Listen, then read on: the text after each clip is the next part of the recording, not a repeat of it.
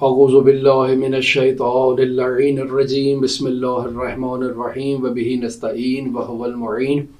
اللہم غشنی فیہ بالرحمہ وارزقنی فیہ التوفیق والعصمہ وطہر قلبی من غیاہب التہمہ یا رحیما بعبادہ المؤمنین بجاہ محمد وآلہ الطیبین الطاہرین المعصومین اللہم صل علی محمد وآل محمد وعجل فرجہم۔ رمضان المبارک کے اس بابرکت مہینے میں آج 29ویں دن کی دعا کی تشریح کے ساتھ ہم آپ کی خدمت میں حاضر ہوئے ہیں۔ آج کی دعا میں رسول خدا صلی اللہ علیہ وآلہ وسلم ہمیں یہ تعلیم دے رہے ہیں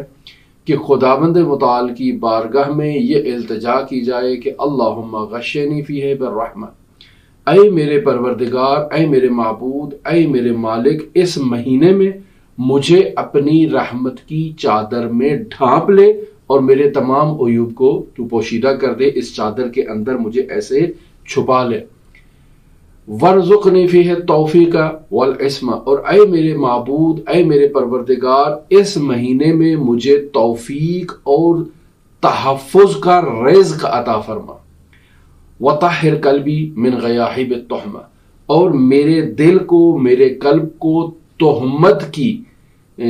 تاریکیوں سے پاک اور پاکیزہ کر دے اور منور کر دے۔ یا رحیما بعبادہ المؤمنین، اے وہ ذات جو اپنے ایماندار اور باتقوی مؤمنین کے ساتھ رعوف اور رحیم ذات ہے۔ ہماری آج کی اس دعا میں سب سے پہلا عنوان اور پہلا ٹاپک جو ہے وہ دین میں آفت سے متعلق ہے۔ یعنی انسان دیندار ہے، نماز پڑھتا ہے، روزہ رکھتا ہے، تقوی اختیار کرتا ہے، خداوند متعال کے حضور عاجز رہتا ہے، عام انسانوں کے ساتھ بھی عجز اور انکساری کے ساتھ رہتا ہے، لیکن اس کی ذات میں ایک ایسا عیب پایا جاتا ہے جو اس کے ان تمام اعمال حسنہ کو آہستہ آہستہ جلا کر خاکستر کر دیتا ہے، اور اس کے ان اعمال کا اسے کوئی فائدہ نہیں ہوتا۔ جی ہاں، دین میں ملاوٹ کرنا، غش کرنا، اس کے بارے میں آپ کے ساتھ گفتگو کریں گے، کیونکہ اس دعا میں یہ جملہ استعمال ہوا ہے، اللہم غشنی فیہ بالرحمہ، اے میرے پروردگار مجھے ڈھانپ لے اپنی چادر کے اندر، رحمت کے اندر مجھے ڈھانپ لے۔ یعنی جس طرح سے ایک عام انسان غش کرتا ہے اور ایک مبی کے عیوب کو چھپا لیتا ہے، اسی طرح تو بھی مجھے اپنی رحمت کے اندر چھپا لے اور اپنی آغوش میں، رحمت کی آغوش میں مجھے لے لے۔ تو آج کی اس دعا میں پہلے جو جملہ ہے اس کے اندر جو پہلا فقرہ ہے وہ غش کا جملہ ہے۔ غش کسے کہتے ہیں؟ غش کہتے ہیں چھپانے کو،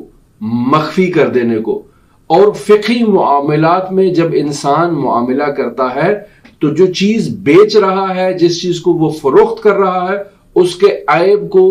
خریدار سے چھپا لے تو اسے معاملے میں غش کہتے ہیں، اور یہ جائز نہیں ہے۔ احادیث میں اس کی مذمت ہوئی ہے، اور حضرات اہل بیت علیہ الصلوۃ والسلام نے اسلامی تعلیمات کی روشنی میں ہمیں منع کیا ہے کہ ہم غش سے پرہیز کریں۔ لہذا ارشاد ہوتا ہے لیس منا من غش المسلم، یعنی وہ شخص ہم سے ہے ہی نہیں، ہمارا شیعہ ہی نہیں ہے، مؤمن ہی نہیں ہے، مسلمان ہی نہیں ہے کہ جو کسی دوسرے مسلمان کے ساتھ دھوکہ کرے، غش کرے، ملاوٹ کرے اور جنس کے عیب اس سے چھپا کر اس کے سر پر کلہ برداری کرے اور اس کو دھوکہ دہی کرے۔ فارسی میں کہیں کلہ لگا دینا کسی کے اوپر، یہ وہ غش ہے جس سے احادیث میں منع کیا گیا ہے۔ من لا یحضرہ الفقیہ، جلد نمبر 3 صفحہ نمبر 273 پر یہ حدیث جو ہے وہ درج ہے۔ پھر ارشاد ہوتا ہے من غش المسلمین حشر مع الیہود یوم القیامہ، یعنی جو شخص بھی کسی دوسرے مسلمان کے ساتھ غش کرتا ہے، دھوکہ دیتا ہے، اپنی جنس کے عیب کو چھپا کر اسے کسی دوسرے مسلمان کو فروخت کر دیتا ہے، وہ قیامت کے دن یہودیوں کے ساتھ محشور ہوگا، یہودیوں کے ساتھ وہ ظاہر ہوگا۔ سوال بھئی کیوں یہودیوں کے ساتھ ظاہر ہوگا؟ ارشاد فرماتے ہیں لِأَنَّهُمْ أَغَشَّ النَّاسِ لِلْمُسْلِمِينَ، یعنی اس نے مسلمانوں کے ساتھ غش کیا ہے، مسلمانوں کو دھوکہ دیا ہے، مسلمانوں کے ساتھ ملاوٹ کی ہے، مسلمانوں کے اقتصادی نظام کو شدید نقصان پہنچایا ہے، لہذا یہ شخص مسلمان نہیں ہے۔ ہم دیکھتے ہیں افراد دودھ میں پانی ملا دیتے ہیں، یہ عیب ہے، یہ گناہ ہے، یہ غش کا واضح مصداق ہے۔ ہم دیکھتے ہیں کہ انسان روزمرہ زندگی کے معاملات میں ایک عیبدار جنس کو فوراً فروخت کر دیتے ہیں۔ میرے پاس ایک موبائل ہے، مجھے معلوم ہے کہ یہ کام نہیں کرتا ہے، یہ درست انداز میں نہیں چلتا ہے، ہینگ ہو جاتا ہے، یہ تھوڑا سا کام کرنے کے بعد 5 منٹ 10 منٹ کے بعد یہ ناکارہ ہو جاتا ہے، بیکار ہو جاتا ہے، لیکن بالآخر 5 منٹ ابتدائی تو کام کرتا ہے، لہٰذا میں اس کو بہت مرتب کر کے صاف کر کے اس پہ پالش وغیرہ کر کے اس کا اشتہار دے دیتا ہوں کہ اس کو آ کے مجھ سے خرید لے، اچھی قیمت بھی وصول کر لیتا ہوں۔ وہ شخص آتا ہے، دیکھتا ہے، 5 منٹ استعمال کرتا ہے، کہتا ہے یہ تو بالکل ٹھیک ہے، لے جاتا ہے، لیکن اصل عیب تو 5 منٹ کے بعد ظاہر ہونا ہے، تو وہ جب 5 منٹ گزرتے ہیں تو وہ شخص اپنا سر پیٹتا ہے کہ یہ میرے ساتھ کتنا دھوکہ ہو گیا ہے۔ تو اسے غش کہتے ہیں، یعنی میرے پاس ایک جنس ہے، میں اس کے عیب کو چھپا لیتا ہوں اور مد مقابل کو وہ جنس اسی عیب کے ساتھ فروخت کر دیتا ہوں، تو یہ غش ہے، مسلمان کو دھوکہ دینا ہے، مسلمانوں کے اقتصادی نظام کو نابود کرنا ہے۔ اسلامی تعلیمات میں اسے شدید منع کیا گیا ہے، اور جو شخص یہ کام کرتا ہے وہ شخص مسلمان ہی نہیں ہے۔ انسان سمجھ رہا ہے کہ میں چالاکی دکھا رہا ہوں، انسان سمجھ رہا ہے کہ میں اپنی طرف سے بہت ہوشیار ہوں، بہت ہی جو ہے وہ چالاک زرنگ، بہت ہی اچھا انسان ہوں، لیکن در حقیقت جو ہے یہ شخص مسلمان ہی نہیں ہے۔ یہ شخص دوسرے مسلمانوں کو دھوکہ دے کے کیسے مسلمان باقی رہ سکتا ہے؟ ہمارے معاشرے میں ایسے بہت سے مصادیق آپ کو معاملات میں مل جائیں گے۔ مثلا کسی کے پاس کوئی گائے ہے، کسی کے پاس کوئی بکری ہے، وہ جانتا ہے کہ یہ بکری دودھ نہیں دیتی ہے، یہ گائے دودھ نہیں دیتی ہے، لیکن وہ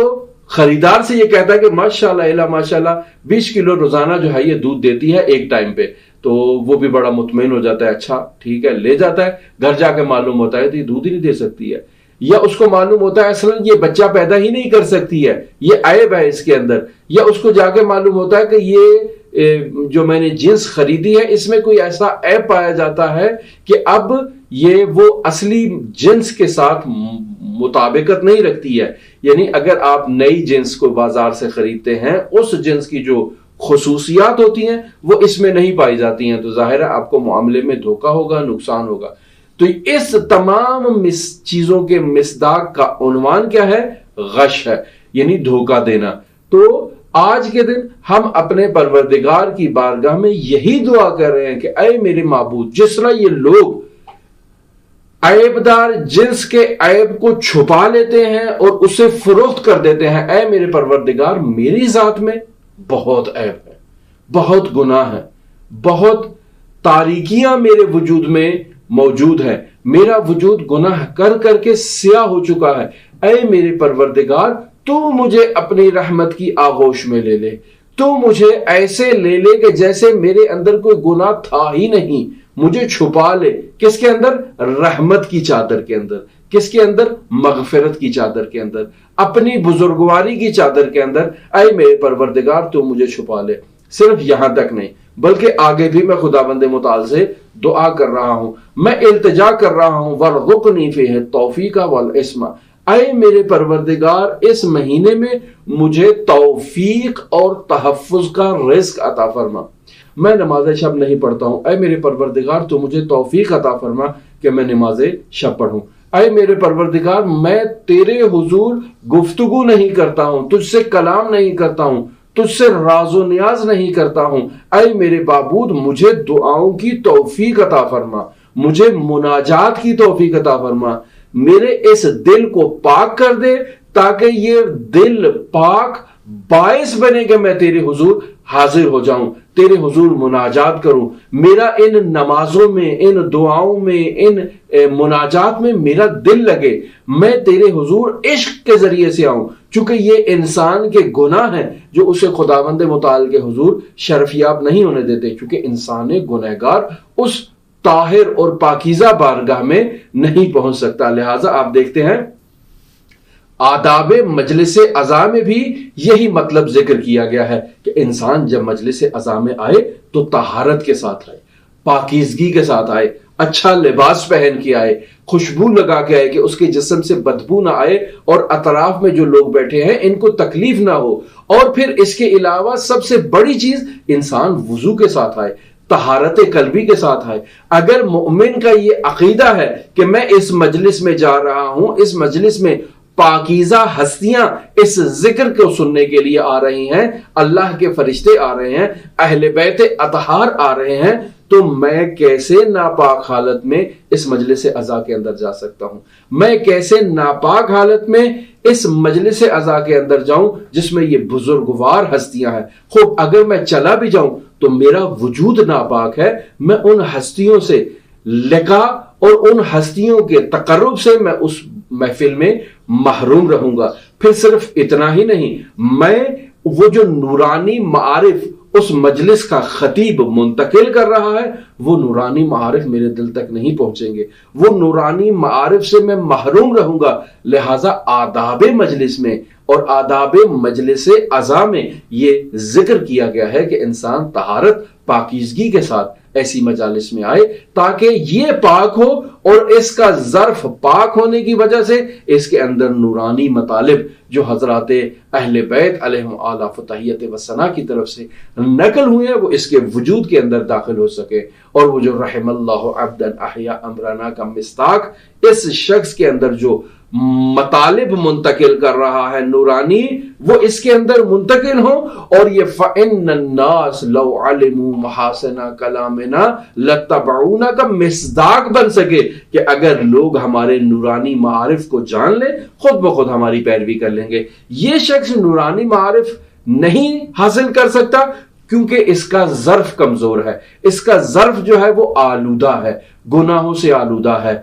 اس نے طہارت اختیار نہیں کی ہوئی ہے، اس نے وضو نہیں کیا ہوا ہے، یہ کیسے نورانی معارف اہل بیت کو لے سکتا ہے؟ لہٰذا میں خداوند متعال سے آج کے دن یہ دعا کر رہا ہوں کہ اے میرے پروردگار تو مجھے توفیق دے۔ اگر تیری توفیق شامل حال نہ ہو میں مجلس عزا میں نہیں جاؤں گا، میں حسین کی عزاداری میں نہیں جاؤں گا۔ مجھے اگر توفیق نہ ہو تو میں واجب نمازیں نہیں ادا کروں گا، میں مستحب نمازیں ادا نہیں کروں گا، میں نماز تہجد نہیں پڑھوں گا، میں اصلا تیری طرف متوجہ ہی نہیں ہوں گا کہ تو میرا خالق ہے، تو نے مجھے خلق کیا ہے، تو نے مجھے اس دنیا میں کسی مقصد کے لیے بھیجا ہے، میں اصلا تیری ذات سے غافل رہوں گا، تیرے بھیجے ہوئے مقرب بندوں سے غافل رہوں گا، انبیاء سے غافل رہوں گا، ائمہ معصومین علیہم الصلوۃ والسلام سے غافل رہوں گا، کیونکہ میری ذات آلودہ ہے۔ اے میرے پروردگار اس آلودگی کو برطرف کر دے اور تو مجھے توفیق عطا فرما، میں تیرے حضور اس توفیق کا مطالبہ کر رہا ہوں۔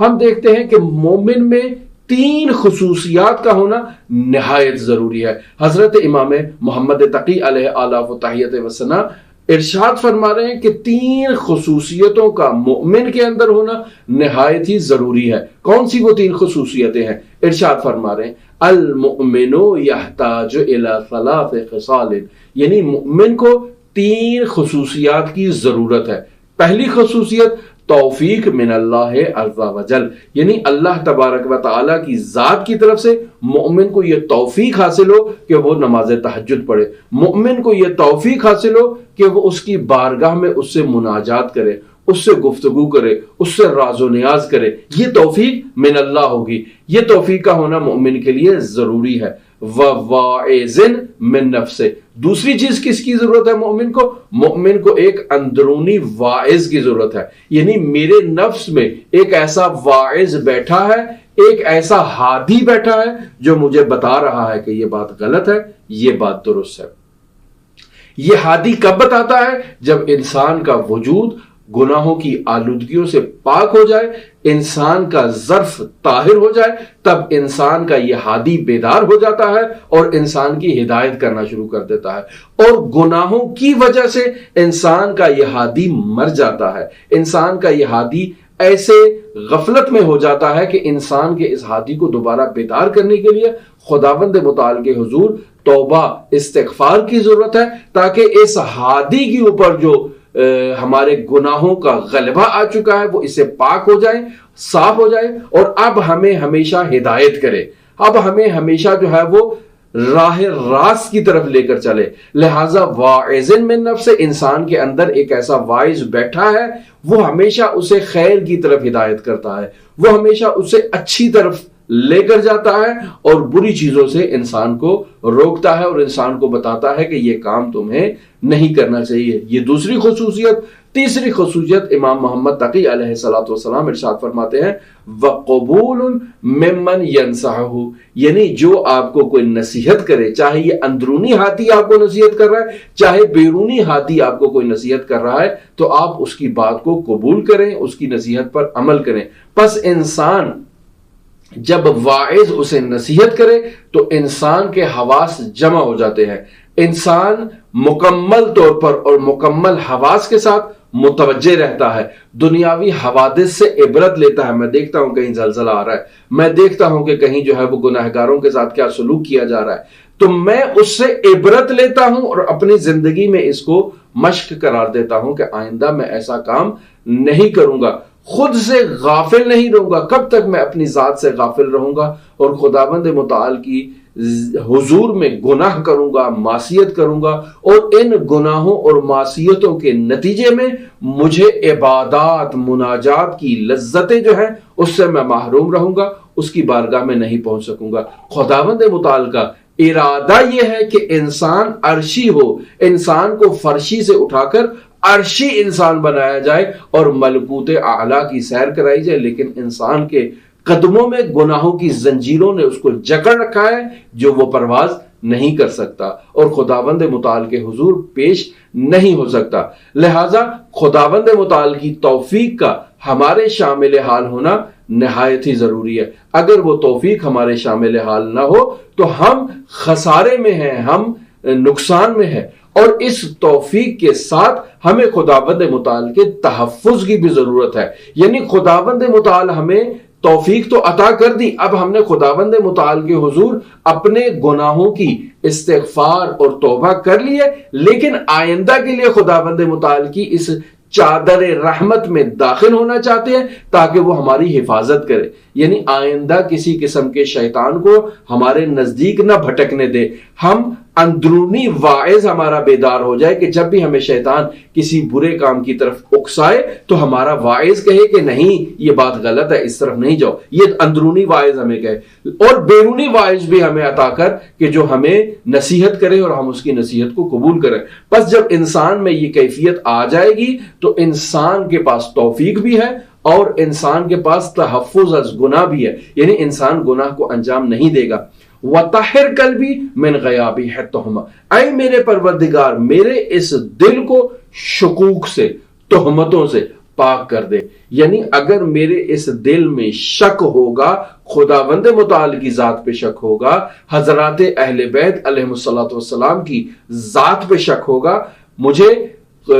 حضرات اہلان اور ان سب کے مقابلے میں میں نے خود اپنے اصنام بنا رکھے ہوں گے، تو وہ اصنام مجھے خدا تک نہیں پہنچنے دیں گے، مجھے اہل بیت تک نہیں پہنچنے دیں گے، مجھے قرآن تک نہیں پہنچنے دیں گے، اور ان توحید آمیز معارف کو ان نورانی ہستیوں سے کسب نہیں کرنے دیں گے۔ ہم مجالس میں جائیں گے لیکن ان مجالس کا ہمیں کوئی فائدہ نہیں ہوگا، کیوں؟ کیونکہ ہمارا قلب ناپاک ہے، ہمارا ظاہر بھی ناپاک ہے، ہمارا وجود بھی ناپاک ہے، تو ایسی ناپاکی کی حالت میں ہم خداوند متعال کے حضور کیسے جا سکتے ہیں؟ لہٰذا شک و تردید ایک ایسی بیماری ہے کہ اگر انسان اس میں مبتلا ہو جائے تو انسان آہستہ آہستہ خناس کی آغوش میں چلا جاتا ہے اور انسان ایسے جکڑ جاتا ہے اس کے اندر کہ ہر چیز میں شک کرتا ہے، ابتدائی خلقت میں شک کرتا ہے، آدم کو کیوں خلق کیا، حوا کو کیوں خلق کیا، کون سا پھل کھایا تھا ان لوگوں نے، انہوں نے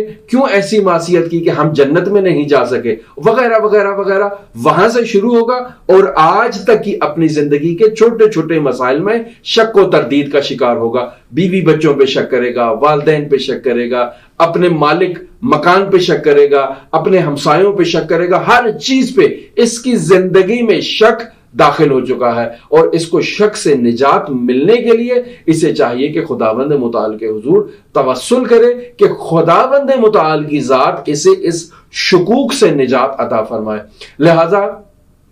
شکوک سے نجات کا ایک راستہ ذکر حوقلہ بھی ہے۔ میں ذکر حوقلہ کی اہمیت کے بارے میں امام جعفر صادق علیہ آلاف و تحیت و ثنا کا ایک نورانی جملہ جسے کافی جلد نمبر 2 کے اندر صفحہ نمبر 531 میں تحریر کیا گیا ہے حدیث نمبر 28 کے تحت امام جعفر صادق علیہ آلاف و تحیت و ثنا ارشاد فرماتے ہیں کہ اذا صلیت الغداء والمغرب فقل بسم اللہ الرحمن الرحیم لا حول ولا قوت الا باللہ العلی العظیم 7 مرات، یعنی جب تم نماز پڑھ لو تو نماز پڑھنے کے بعد، یعنی ظہرین کی نماز پڑھ لی ہے، مغربین کی نماز پڑھ لی ہے، تو نماز پڑھنے کے بعد تم اپنی جگہ پر بیٹھے رہو اور اس جملے کو کہو بسم اللہ الرحمن الرحیم لا حول ولا قوت الا باللہ العلی العظیم 7 مرتبہ اس جملے کا تم تکرار کرو تو پھر کیا نتیجہ نکلے گا؟ فَإِنَّهُ مَنْ قَالَهَا لَمْ يُصِبْهُ جُنُونٌ، یعنی جو شخص اس ذکر کو اپنی زبان پر نماز کے بعد ظہرین کی اور مغربین کی نماز کے بعد اس ذکر کو اپنی زبان پر جاری کرتا ہے اس پر کبھی جنون عارض نہیں ہوگا۔ یہ جو چھوٹے چھوٹے انسان شک کرتا ہے نا، یہ شک انسان کو جنون کے مرتبے تک لے جاتے ہیں اور انسان دیوانہ اور پاگل ہو جاتا ہے۔ تو انسان اگر اس ذکر کو انجام دے گا تو وہ مجنون اور دیوانہ نہیں ہوگا، ولا جزام، اسے برس کا اور کوڑ کا مرض بھی نہیں ہوگا۔ اور کیا ہوگا اس کو؟ اور فرما رہے ہیں ولا 70 انواعا من انواع البلایا، یعنی اس کو جنون نہیں ہوگا، اس کو جزام نہیں ہوگا، اس کو برس نہیں ہوگا، اور اس کے علاوہ 70 قسم کی ایسی بلائیں اور مصیبتیں ہیں جو اس کے وجود میں نہیں آئیں گی۔ تو ہمیں یہ چاہیے کہ ہم ہر نماز ظہرین اور مغربین کے بعد ہم بیٹھ جائیں اور خداوند متعال کے حضور اسی نماز کی اسی کنڈیشن میں جس میں ہم بیٹھے ہوئے ہیں نماز کے بعد خداوند متعال کے حضور ہم یہ 7 مرتبہ تکرار کریں کہ بسم اللہ الرحمن الرحیم لا حول ولا قوت الا باللہ العلی العظیم۔ اس جملے کا جب آپ تکرار کریں گے تو خداوند متعال آپ کی حفاظت کرے گا ان تمام امراض سے۔ پھر ارشاد ہوتا ہے حدیث میں اذا صلیت المغرب فلا تبسط رجلک ولا تکلم احدا، یہ پھر اسی کے آداب بیان کیے جا رہے ہیں، یعنی جب آپ نماز مغربین کو پڑھ لیں تو پھر آپ اس حالت نماز جس میں آپ وہ بیٹھے ہوئے ہیں تشہد کی حالت، اس حالت سے باہر نہ نکلیں، اپنی ٹانگیں نہ پھیلا دیں، ادھر ادھر جو ہے نا وہ متوجہ نہ ہو، بلکہ خداوند متعال کے حضور متوجہ رہیں، کسی سے گفتگو نہ کریں، اور اسی حالت میں 100 مرتبہ آپ اس تسبیح کو کریں بسم اللہ الرحمن الرحیم لا حول ولا قوت الا باللہ العلی العظیم۔ اس تسبیح کا 100 مرتبہ تکرار کریں مغربین کے بعد اور پھر تکرار کریں اس کا ظہرین کے بعد۔ یہ جو آپ نے تکرار کیا تو خداوند متعال آپ کے اوپر اپنی برکات کو نازل کرے گا، وہی برکات جو اوپر والی حدیث میں نے آپ کی خدمت میں بیان کی کہ اسے کوڑ کا مرض نہیں ہوگا، اسے جزام کا مرض نہیں ہوگا، اسے جو ہے وہ انواع و اقسام کی بیماریاں اس کے وجود کی طرف نہیں بڑھیں گی، اور سب سے اہم جو اس کا علاج ہے اس کو شک و تردید سے نجات مل جائے گی۔ کافی جلد نمبر 2 صفحہ نمبر 531 پہ یہ والی حدیث 29 ہے، وہ پہلی حدیث 28 تھی، یہ والی حدیث جو میں نے آپ کی خدمت میں نقل کی ہے وہ 29 ہے۔ پس نتیجہ اس گفتگو کا یہ نکلا کہ وہ لوگ جو شکوک میں مبتلا ہیں، جو وسواس میں مبتلا ہیں، انہیں چاہیے کہ ان شکوک اور وسواس سے، یعنی شکی مزاج جو ان کا بن چکا ہے، اس مزاج سے خود کو نجات دینے کے لیے انہیں چاہیے کہ وہ ہر روز نماز کے بعد باقاعدہ طور پر 100 مرتبہ ذکر شریف حوقلہ یعنی لا حول ولا قوت الا باللہ العلی العظیم اس کا تکرار کریں، اس کے ساتھ بسم اللہ بھی آغاز میں رکھیں، تو خداوند متعال انہیں ان امراض سے نجات عطا فرمائے گا۔ رسول خدا صلی اللہ علیہ وآلہ وسلم کی ایک نورانی حدیث میں آپ کی خدمت میں نقل کرتا ہوں، وسائل الشیعہ جلد نمبر 9 صفحہ نمبر 442 پر یہ حدیث درج ہے۔ رسول خدا صلی اللہ علیہ وآلہ وسلم ارشاد فرماتے ہیں اکثر من قول لا حول ولا قوت الا باللہ، یعنی زیادہ اس قول کا تکرار کرو، اکثر من قول لا حول ولا قوت الا باللہ، اس قول حوقلہ کا زیادہ تکرار کرو، کیوں؟